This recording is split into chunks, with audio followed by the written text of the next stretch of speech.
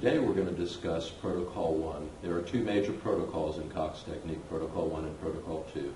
The patient that is placed into Protocol 1 has a radicular component to their presentation. The patient who is placed into Protocol 2 has no radicular component. So in general terms, the worst of the worst patients are going to be placed into Protocol 1. So regardless of the etiology, whether the radicular component is coming from a disc lesion or a facet hypertrophy, possibly even the stenotic neuroforaminal canal, regardless of the etiology, if they have a radicular component, you're going to put them into Protocol 1. There's a basic formula for Protocol 1. Protocol 1 is the application of 3 20-second decompression sessions. 3 20-second decompression sessions. Each session consists of 5 4-second pumps, 2 down and 2 up. And we're going to elaborate on that in just a moment. Patient positioning, we've already described. Tolerance testing, you will have already done that and determined whether or not they could handle the cuffs or not, and the amount of pressure that would be applied by your contact hand. And then you will disengage the lever. Okay. Important points to remember is we always contact the spinous process of the vertebrae directly superior to the involved disc. So if it's an L5 disc lesion, an L5 disc herniation, we contact the L5 spinous process. If it's an L3 disc lesion or herniation, we contact the L3 spinous process. The contact arm, as we've mentioned, always remains straight up the long axis of the spine. We don't want to distract at an angle, or else we're going to get uneven distribution of our traction into that disc, and that might aggravate the case. We use an equal amount of force between the contact hand and the tiller bar hand.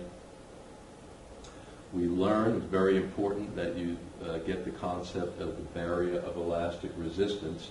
Again, that point where the soft tissue is taut. And then no other movements except pure flexion distraction are performed until the patient is 50% improved both subjectively and objectively. In terms of the depth of your distraction, this is something you'll become better with as you progress with the procedure. But basically, once you've reached the barrier of elastic resistance, the table should not descend any more than about 2 inches. And one way to gauge that is you will see the patient's occiput will rock backwards in a nice fluid movement as you're doing your distraction.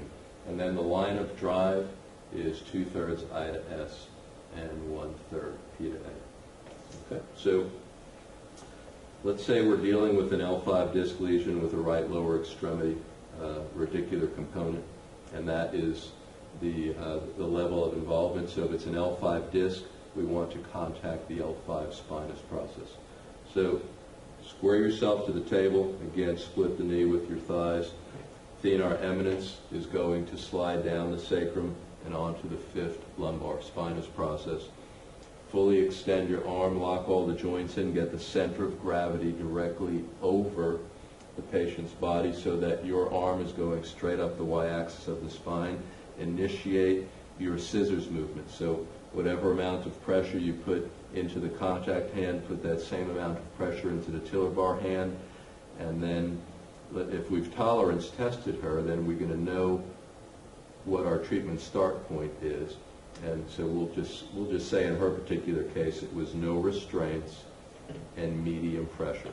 So we're going to find that barrier of elastic resistance, and then we're going to go slightly beyond it. We're going to use medium pressure, and then we're going to begin our first 20-second decompression session. Again, each session consists of 5 4-second pumps, 2 down, 2 up, 2 down, 2 up. And always ask the patient how they're doing. Say, Shannon, how we doing? Is that increasing your back or your leg pain? And hopefully that's a no. I believe that was 5. It might have been 4. But it needs to be 5, and then you can release. The concept here, very important.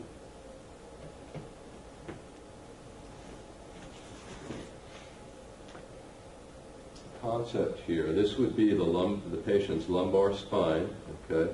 This would be the barrier of elastic resistance, and this would be your distraction. Very important that you don't lose the barrier of elastic resistance. We don't want to do this with the patient's spine, bring it into flexion and extension. So again, there's the patient's spine, that's the barrier of elastic resistance, that's where your distraction takes place. So again, to demonstrate, if it's an L5 disc lesion, we're on the L5 spinous process. Square yourself to the table, split patient's knee with your thighs, get a nice low profile, knees bent so that you can bend your body forward without tipping over or losing your balance. Slide off the sacrum, lock in the L5, lock your arm, make sure it's going up the y-axis of the spine, equal scissors movement. All right, so we've just found the barrier.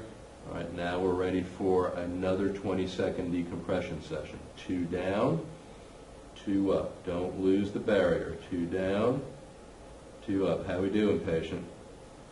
All's good? That's 3. 4, that's 5. Okay. And release. Okay. All right, now between sessions, you want the patient to have anywhere from a minute or 2 or more, if necessary, depending on if they were really challenged to get through that procedure due to pain and muscle spasm. So between the 20-second decompressions, you're going to do some trigger point therapy. And all you're going to do is start with the erector spinae, the quadratus lumborum, and just look for trigger points. And if you find one, if you find a knot that needs to be worked out, then work it out with whatever soft tissue techniques that you've been instructed in.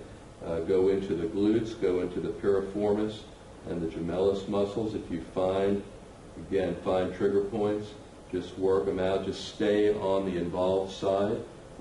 You can check the hamstrings or the popliteus. Again, if you find anything, work it out in the gastrix or the soleus. You're basically trying to do something as an adjunct to assist in getting the patient some relief, assist in the healing process, and give that area a little time to settle from the distraction. So any 1, 2, 3 minutes, and then you proceed onward with your second decompression session. Again, release the table carefully, square yourself to the table, split the knee with your thighs. Thenar eminence slides off the sacrum onto the 5th lumbar. Lock your arm in, get your center of gravity over the patient. Equal scissors movement, find the barrier of elastic resistance, and now you're ready to start your next 20-second decompression session. 2 down, 2 up. Don't lose your barrier. 2 down, 2 up, 2 down. Always inquire for provocation. Always read body language. Very good. Okay, so we've now performed 3 20-second decompression sessions. What we would want to do, if available in your office, is to apply some type of therapy to help reduce pain, spasm, and inflammation. You can use high-volt galvanic or indifferential. And basically, what I do in my office is I crisscross the disc. I use interferential. I'll use a 4-pad crisscross over the disc.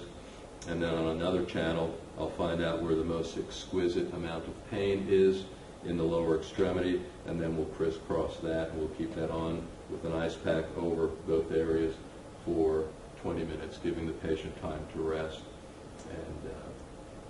And and that would basically end the session for the day, and that is a basic synopsis of Protocol 1.